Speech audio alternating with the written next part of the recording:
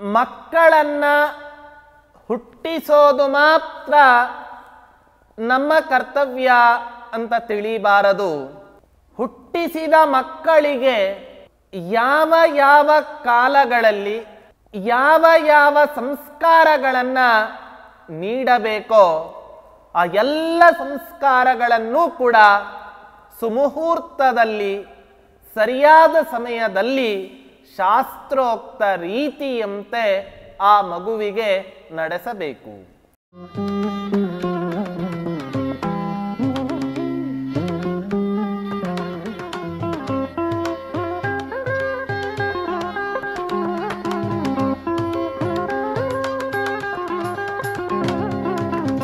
पूज्याय राघवेन्द्राय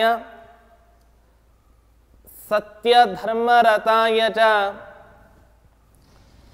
भजतां कल्पवृक्षाय नमतां कामधेनवे दुर्वादिध्वान्तरवये वैष्णवेन्दीवरेन्दवे श्रीराघवेन्द्र गुरवे नमो अत्यंत दयालवे. ಶ್ರೀ ಗುರುಭ್ಯೋ ನಮಃ. ಹರಿ ಓಂ. ಅಂಥ ಒಂದು ಉತ್ತಮ ಸಂತಾನವನ್ನು ಪಡೆದ ಖುಷಿಯಲ್ಲಿ ಆ ತಿಮ್ಮಣ್ಣ ಭಟ್ಟರು ಮಾಡುವ ಕರ್ತವ್ಯವನ್ನು ಮಾತ್ರ ಯಾವತ್ತೂ ಬಿಡಲಿಲ್ಲ ಅನ್ನೋದನ್ನು ಸೂಚನೆ ಮಾಡ್ತಾ ಇದ್ದಾರೆ ನಾರಾಯಣಾಚಾರ್ಯ. ಹಾಗಾದರೆ ಯಾವ ಕರ್ತವ್ಯವನ್ನ ಅವರು ಪೂರೈಸಿದರು ಅಂತ ಹೇಳಿದರೆ ಅದಕ್ಕೋಸ್ಕರ ಹೇಳ್ತಾ ಇದ್ದಾರೆ,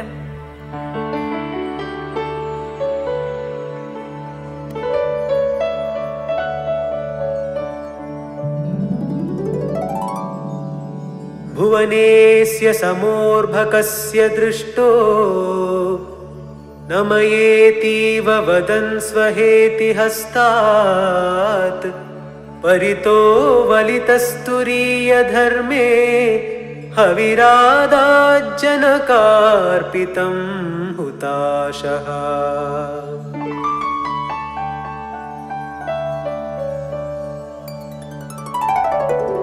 ಪಿತಾ ಪಾತಿ ಇತಿ ಪಿತಾ. ಕೇವಲ ಮಕ್ಕಳನ್ನ ಹುಟ್ಟಿಸೋದು ಮಾತ್ರ ನಮ್ಮ ಕರ್ತವ್ಯ ಅಂತ ತಿಳಿಬಾರದು. ಹುಟ್ಟಿಸಿದ ಮಕ್ಕಳಿಗೆ ಯಾವ ಯಾವ ಕಾಲಗಳಲ್ಲಿ ಯಾವ ಯಾವ ಸಂಸ್ಕಾರಗಳನ್ನು ನೀಡಬೇಕೋ ಆ ಎಲ್ಲ ಸಂಸ್ಕಾರಗಳನ್ನು ಕೂಡ ಸುಮುಹೂರ್ತದಲ್ಲಿ ಸರಿಯಾದ ಸಮಯದಲ್ಲಿ ಶಾಸ್ತ್ರೋಕ್ತ ರೀತಿಯಂತೆ ಆ ಮಗುವಿಗೆ ನಡೆಸಬೇಕು. ಅಂಥ ಒಂದು ಕರ್ತವ್ಯವನ್ನ ಆ ತಿಮ್ಮಣ್ಣಾಚಾರ್ಯರು ಹುಟ್ಟಿದಂಥ ಮಗುವಿಗೆ ಸಂಸ್ಕಾರವನ್ನು ನೀಡಲಿಕ್ಕೆ ಆರಂಭ ಮಾಡ್ತಾ ಇದ್ದಾರೆ. ಆ ಸಂಸ್ಕಾರವೇ ಜಾತಕರ್ಮ. ಹೇಗೆ ಮಾಡಿದರು? ಆ ಜಾತಕರ್ಮಕ್ಕೆ ಅಂಗವಾದ ಪುಣ್ಯಾಹವಾಚನ, ನಾಂದಿ ಸಮಾರಾಧನೆ, ನವಗ್ರಹ ದೋಷಗಳ ಪರಿಹಾರಕ್ಕೋಸ್ಕರ ನವಗ್ರಹ ದೇವತಾ ಪೂಜಾ, ಹಾಗೆ ಅಗ್ನಿಮುಖ, ಇವೇ ಮೊದಲಾದ ಎಲ್ಲ ಕರ್ಮಗಳನ್ನು ಕೂಡ ಶಾಸ್ತ್ರೋಕ್ತ ರೀತಿಯಲ್ಲಿ ನಡೆಸಿದರು ಆ ತಂದೆ.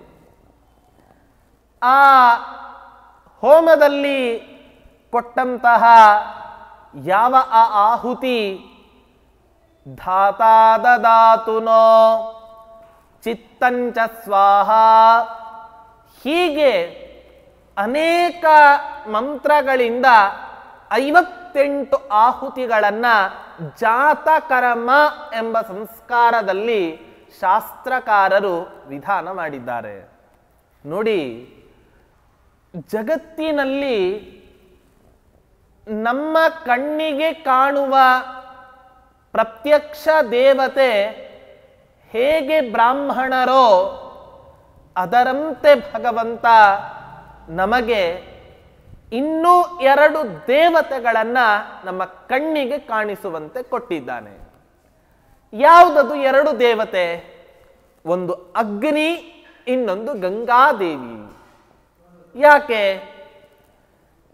ಗಂಗಾದೇವಿಯ ಮಹತ್ವವನ್ನ ಹೇಳಬೇಕಾದರೆ, ಯೋಸೌ ಸರ್ವಗತೋ ವಿಷ್ಣು ಚಿತ್ ಸ್ವರೂಪೋ ನಿರಂಜನಃ ಸಯೇವ ದ್ರವರೂಪೇಣ ಗಂಗಾಂಭೋ ನಾತ್ರ ಸಂಶಯ.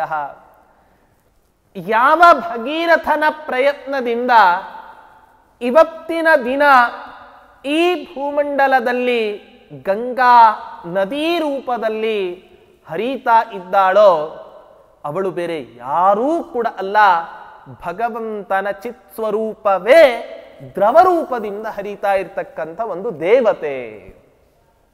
ಆದ್ದರಿಂದ ಗಂಗಾ ಮಾತೆಯನ್ನ, ಗಂಗಾ ನದಿಯನ್ನ ನೋಡಿದಾಗ ಸಾಕ್ಷಾತ್ ನಾರಾಯಣನನ್ನೇ ನೋಡಿದಂಥ ಒಂದು ತೃಪ್ತಿ ಭಾವನೆ ನಮ್ಮಲ್ಲಿ ಬರಬೇಕು. ಹಾಗೆ ಇನ್ನೊಂದು ದೇವತೆ ಅಗ್ನಿ. ಯಾಕೆ? ಅಗ್ನಿಯಲ್ಲಿ ಯಾವುದೇ ಪದಾರ್ಥಗಳನ್ನ ಆಹುತಿಯನ್ನಾಗಿ ಕೊಟ್ಟರೂ ಕೂಡ ಆ ಅಗ್ನಿದೇವ ಅದೆಲ್ಲ ಆಹುತಿಯನ್ನ ಸ್ವೀಕಾರ ಮಾಡಿ ಆ ಅಗ್ನ್ಯಂತರ್ಗತನಾದಂಥ ಪರಶುರಾಮ ಈ ಸ್ಥಾಲೀಪಾಕ, ಅಗ್ನಿಮುಖ ಪ್ರಯೋಗ, ಎಲ್ಲ ಹೋಮಗಳಲ್ಲಿಯೂ ಕೂಡ ಅಗ್ನಿಮುಖ ಪ್ರಯೋಗ ಒಂದೇ ರೀತಿಯಾದರೂ ಕೂಡ ವಿವಿಧ ದೇವತೋದ್ದೇಶವಾದಂತಹ ಉದ್ದೇಶಕವಾದಂತಹ ಹೋಮಗಳನ್ನು ಮಾಡಿದಾಗ ಸ್ವಲ್ಪ ವ್ಯತ್ಯಾಸ ನಮಗೆ ಕಂಡುಬರುತ್ತೆ ಆ ಅಗ್ನಿಮುಖ ಪ್ರಯೋಗದಲ್ಲಿ. ಅಂಥ ಆ ಅಗ್ನಿದೇವ ಯಾವ ಹೋಮದಲ್ಲಿ ಯಾವ ದೇವತೆಯನ್ನ ಉದ್ದೇಶವಾಗಿ ಇಟ್ಟುಕೊಂಡು ನಾವು ಆ ಆಹುತಿಯನ್ನ ಕೊಡ್ತೇವೋ ಆ ಆಹುತಿಯನ್ನ ಅಗ್ನಿದೇವ ಚಾಚೂ ತಪ್ಪದೆ ಆ ದೇವತೆಗಳಿಗೆ ತಲುಪಿಸುವಂತಹ ಕೆಲಸವನ್ನ ಇವತ್ತಿನ ದಿನ ಮಾಡ್ತಾ ಇದ್ದಾನೆ. ಅದು ಚಿಕ್ಕವರೇ ಆಗಲಿ ದೊಡ್ಡವರೇ ಆಗಲಿ, ಅಂತೂ ಭಗವಂತ ಆ ಅಗ್ನಿದೇವನಿಗೆ ಕೊಟ್ಟ ಯಾವ ಕೆಲಸ ಇದೆ ಆ ಕೆಲಸವನ್ನ ಚಾಚೂ ತಪ್ಪದೆ ಅತ್ಯಂತ ಜವಾಬ್ದಾರಿಯುತವಾಗಿ ನಿರ್ವಹಣೆಯನ್ನ ಮಾಡಿ ಆ ಅಗ್ನಿದೇವ ಎಲ್ಲ ದೇವತೆಗಳಿಗೂ ಕೂಡ ಮುಟ್ಟಿಸುವಂಥ ಕೆಲಸವನ್ನ ಮಾಡ್ತಾ ಇದ್ದಾನೆ. ಅಗ್ನಿದೇವ ಆ ಆಹುತಿಯಲ್ಲಿ, ಆ ಹೋಮದಲ್ಲಿ, ಜಾತಕರ್ಮಾಂಗವಾದಂಥ ಹೋಮದಲ್ಲಿ ತಿಮ್ಮಣ್ಣಾಚಾರ್ಯರು ಅಗ್ನಿದೇವನಿಗೆ ಆಹುತಿಯನ್ನ ಕೊಡ್ತಾ ಇದ್ದಾರೆ. ಆ ಆಹುತಿಯನ್ನ ನೋಡಿದಂಥ ಯಾವ ಅಗ್ನಿದೇವ ಆಲೋಚನೆಯನ್ನ ಮಾಡ್ತಾನೆ. ಭುವನೇಸ್ಯ ಸಮೋರ್ಭಕಸ್ಯ ದೃಷ್ಟೋ, ಇಡೀ ಪ್ರಪಂಚದಲ್ಲಿ ಈ ಮಗುವಿಗೆ ಸಮಾನವಾದಂಥ ಮಗು ಇನ್ನೊಂದನ್ನು ನಾನು ಕಾಣಲಿಲ್ಲ. ಈ ಕಾರಣದಿಂದಲೋ ಏನೋ ಆ ಅಗ್ನಿದೇವ ಬೇರೆ ಅವರು ಆಹುತಿಯನ್ನ ಕೊಟ್ಟಾಗ ಸ್ವೀಕಾರ ಮಾಡಲು ಮನಸ್ಸಿಲ್ಲದ ಮನಸ್ಸಿನಿಂದ ಆ ಆಹುತಿಯನ್ನ ಸ್ವೀಕಾರ ಮಾಡ್ತಾ ಇದ್ದ. ಆದರೆ ಈ ತಿಮ್ಮಣ್ಣಾಚಾರ್ಯರು ಕೊಟ್ಟ ಯಾವ ಆಹುತಿ ಇದೆ ಆ ಆಹುತಿಯನ್ನ ಅತ್ಯಂತ ಶ್ರದ್ಧಾಭಕ್ತಿ ಪುರಸ್ಸರವಾಗಿ ತನ್ನ ಕೈಯಿಂದ ತಾನೇ ಸ್ವೀಕಾರ ಮಾಡಿದ. ಹೇಗೆ ಸ್ವೀಕಾರ ಮಾಡಿದ? ಪರಿತೋ ವಲತಃ, ಹೋಮದಲ್ಲಿ ತುಪ್ಪದ ಆಹುತಿಯನ್ನ ಕೊಟ್ಟಾಗ ಆ ಆಹುತಿಯ ಒಂದು ಪ್ರಭಾವದಿಂದ ಅಗ್ನಿದೇವ ಸುತ್ತಲೂ ಕೂಡ ತನ್ನ ಪ್ರಕಾಶವನ್ನ ಬೆಳಗಲಿಕ್ಕೆ ಆರಂಭ ಮಾಡಿದ. ಯಾಕಷ್ಟು ಆ ಅಗ್ನಿದೇವನಿಗೆ ಆ ಹುಟ್ಟಿದ ಮಗುವಿನಲ್ಲಿ ಅಷ್ಟು ವಿಶ್ವಾಸ, ಅಷ್ಟು ಪ್ರೀತಿ ಯಾವ ಕಾರಣದಿಂದ ಇತ್ತು ಅಂತ ಹೇಳಿದರೆ, ಅದಕ್ಕೋಸ್ಕರ ಹೇಳ್ತಾರೆ ತುರೀಯ ಧರ್ಮೇ. ತುರೀಯ ಧರ್ಮೇ ಅಂದ್ರೆ 4ನೇ ಆಶ್ರಮ. ಬ್ರಹ್ಮಚರ್ಯ, ಗಾರ್ಹಸ್ಥ್ಯ, ವಾನಪ್ರಸ್ಥ ಹಾಗೆ ಸನ್ಯಾಸ. ಈ 4 ಆಶ್ರಮಗಳಲ್ಲಿಯೂ ಕೂಡ ಮೊದಲು ಬ್ರಹ್ಮಚರ್ಯ ವ್ರತವನ್ನ ಪೂರೈಸ್ತಾನೆ, ಗಾರ್ಹಸ್ಥ್ಯವನ್ನ ಸ್ವೀಕಾರ ಮಾಡ್ತಾನೆ, ಆಮೇಲೆ ತುರೀಯ ಆಶ್ರಮವನ್ನು ಸ್ವೀಕಾರ ಮಾಡಿ ಆ ಸನ್ಯಾಸಾಶ್ರಮದಲ್ಲಿಯೂ ಕೂಡ ಸನ್ಯಾಸಾಶ್ರಮಕ್ಕೆ ಚ್ಯುತಿ ಬರದಂತೆ ಕಟ್ಟುಪಾಡುಗಳಲ್ಲಿ ಇದ್ದವರಾಗಿ ಯಾವುದೇ ವಿಧವಾದ ಧರ್ಮ ಲೋಪಗಳನ್ನು ನಡೆಸದೆ ಆ ಆಶ್ರಮಕ್ಕೆ ಒಂದು ಮಹತ್ವವನ್ನು ತಂದುಕೊಟ್ಟಂತ ಮಹನೀಯರಾಗ್ತಾರೆ ಈ ಮಗು. ಮುಂದಿನ ಶತಮಾನದಲ್ಲಿ, ಮುಂದಿನ ಜನಾಂಗದಲ್ಲಿ ಯಾವ ಯಾವ ಸನ್ಯಾಸಿಗಳು ಇದ್ದಾರೋ ಎಲ್ಲ ಸನ್ಯಾಸಿಗಳಿಗೂ ಕೂಡ ಮಾದರಿ ಸನ್ಯಾಸಿಗಳಾಗಿ ಈ ಯತಿ, ಈ ಮಗು ಮುಂದಿನ ಶತಮಾನದಲ್ಲಿ ಎಲ್ಲರಿಂದಲೂ ಕೂಡ ಕೊಂಡಾಡುವಂಥ ಒಂದು ಮಗು ಆಗತ್ತೆ ಅನ್ನೋ ಭಾವನೆಯಿಂದ ಅವರ ತಂದೆ ಅರ್ಪಣೆ ಮಾಡಿದ ಯಾವ ಆಹುತಿ ಇದೆ ಆ ಆಹುತಿಯನ್ನು ಪೂರ್ಣ ಮನಸ್ಸಿನಿಂದ ಸ್ವೀಕಾರ ಮಾಡಿ ತಂದೆಗೂ ಹಾಗೆ ಆ ಮಗುವಿಗೂ ಕೂಡ ಅನುಗ್ರಹವನ್ನ ಮಾಡಿದ ಆ ಅಗ್ನಿದೇವ ಅಂತ ಈ ರೀತಿಯಾಗಿ ವರ್ಣನೆಯನ್ನ ಮಾಡ್ತಾ ಇದ್ದಾರೆ. ಹೀಗೆ ವರ್ಣನೆಯನ್ನ ಮಾಡ್ತಾ ಮುಂದೆ ನಾರಾಯಣಾಚಾರ್ಯರು ಹೇಳ್ತಾ ಇದ್ದಾರೆ, ಆ ಜಾತ ಕರ್ಮಾಂಗವಾದ ಹೋಮವನ್ನ ಮಾಡಿದ ಮೇಲೆ ಏನೇನು ಮಾಡಿದರು ಅಂತ ಹೇಳಿದರೆ ಅದಕ್ಕೋಸ್ಕರ ಹೇಳ್ತಾ ಇದ್ದಾರೆ,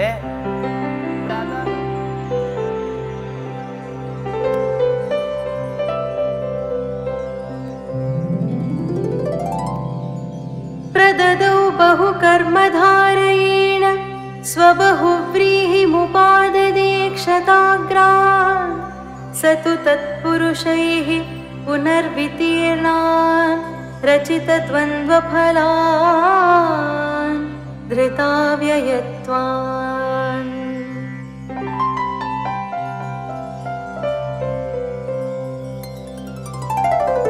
ನಾರಾಯಣಾಚಾರ್ಯರು ನಿರೂಪಣೆಯನ್ನ ಮಾಡ್ತಾ ಇದ್ದಾರೆ. ಆ ಜಾತಕರ್ಮ ಸಂಸ್ಕಾರ ಎಂಬ ಮಗು, ಆ ಸಂಸ್ಕಾರವನ್ನ ಮಗುವಿಗೆ ಮಾಡಿದ ಮೇಲೆ ಅನೇಕ ವಿಧವಾದಂತಹ ದಾನಗಳನ್ನ ಬ್ರಾಹ್ಮಣರಿಗೆ ಕೊಡ್ತಾರೆ.